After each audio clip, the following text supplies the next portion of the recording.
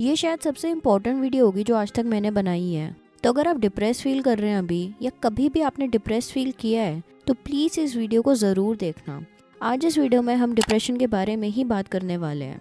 सो hey guys, स्वागत है आप सभी का इस न्यू वीडियो में। एंड अगर आपने अभी तक इस चैनल को सब्सक्राइब नहीं किया है तो प्लीज़ अभी सब्सक्राइब कर दो। एंड अगर वीडियो पसंद आए तो लाइक बटन दबाना मत भूलना। So let's go.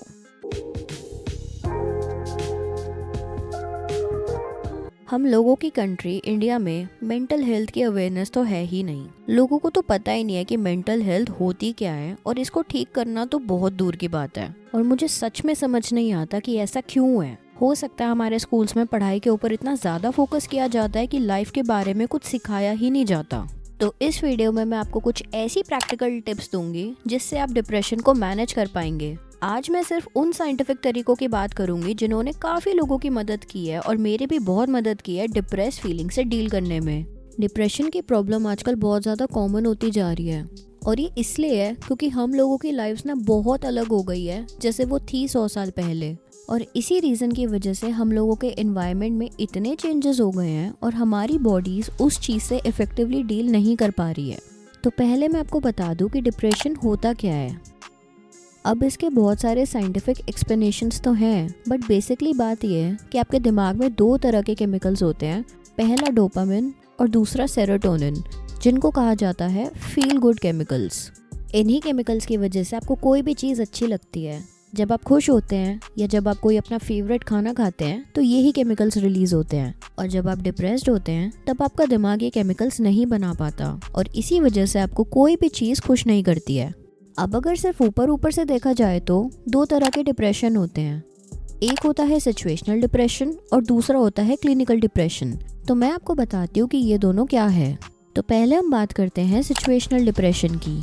हम सबको अपनी डेली लाइफ में सिचुएशनल डिप्रेशन होता है। ये उस तरह का डिप्रेशन है जहाँ हम लोगों के साथ कुछ भी बुरा होता है, जैसे आपकी फैमिली मेम्बर की डेथ हो जाए, या डाइवोर्स, या ब्रेकअप हो, या कोई बुरा एक्सीडेंट हुआ हो, एक्सेट्रा। इस तरह के डिप्रेशन इसलिए होता है क्योंकि आपकी लाइफ में एकदम से चीज़ें बदल जाती हैं, या जैसा आप अपनी पूरी दुनिया देखते हैं वो बदल जाता है, और आप उसके साथ डील नहीं कर पाते। ज़्यादातर लोगों को इसी तरह का डिप्रेशन होता है, और जो भी चीज़ें मैं आपको इस वीडियो में बताने वाली हूँ वो ज़्यादातर आपको इसी तरह के डिप्रेशन को डील और ओवरकम करने में हेल्प करेगी। अब हम बात करते हैं क्लिनिकल डिप्रेशन के बारे में। तो दूसरे तरह का डिप्रेशन होता है क्लिनिकल डिप्रेशन।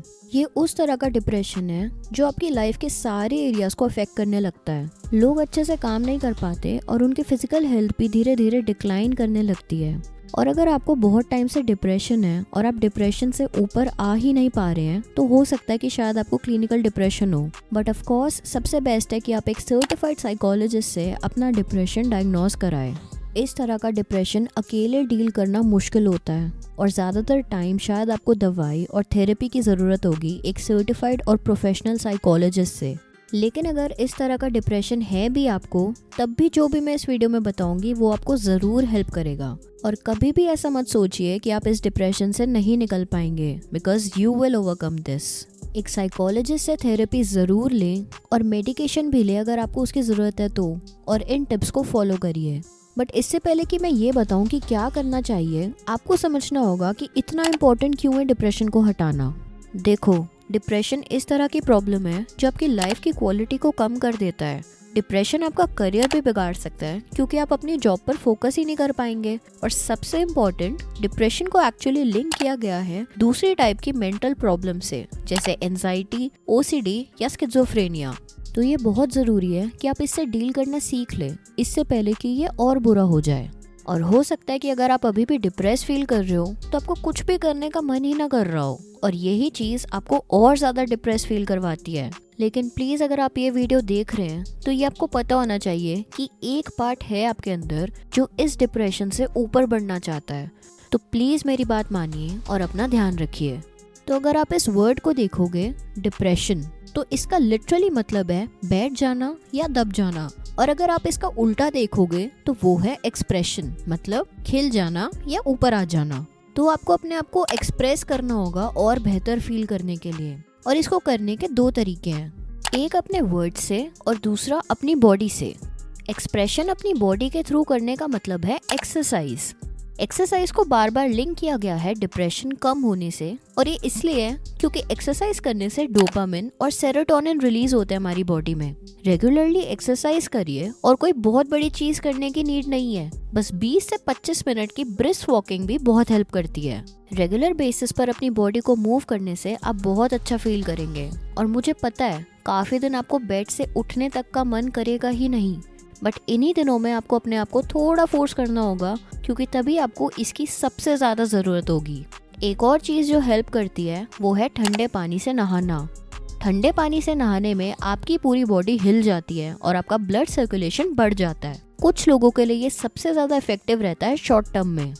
बाहर जाइए और नेचर में वॉक कर लीजिए, किसी भी पार्क में जाइए और ब्रीदिंग प्रैक्टिस करिए, किसी कुत्ते या बिल्ली के साथ खेल लीजिए। नेचर में रहने से और अपने एनवायरनमेंट में रहने से आप और अच्छा फील करेंगे। एक और टिप मैं आपको बताऊंगी, और वो है कि बस चिल्ला लीजिए।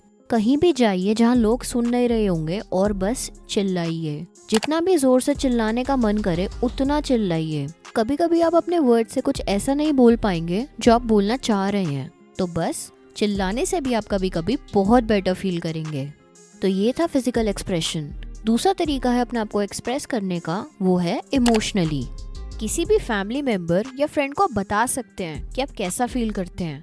ये जरूर ध्यान में रखिए कि वो कोई ऐसे इंसान हो जिससे आप ट्रस्ट करते हो। और हाँ, कभी कभी मुश्किल होता है कि ऐसे इंसान को ढूंढना।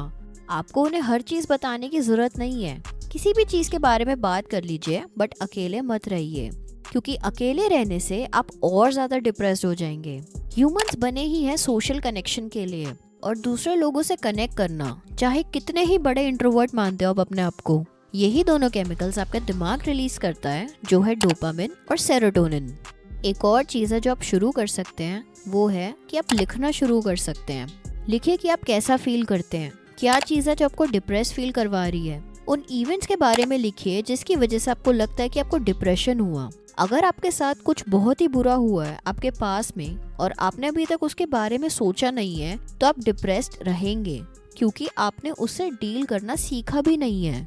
मुझे पता है ये बहुत मुश्किल होता है, लेकिन प्लीज एक कमिटमेंट करिए कि आप अपने आप को सही करेंगे। और एक और चीज मैं चाहती हूँ कि आप बहुत अच्छे से समझ ले कि आपको जरूर ध्यान में रखना चाहिए कि आपको अपने पेन से कैसे डील करना है। वो आप सीख लें ताकि आप दूसरे लोगों को अनइंटेंशनली भी वो पेन ना दो।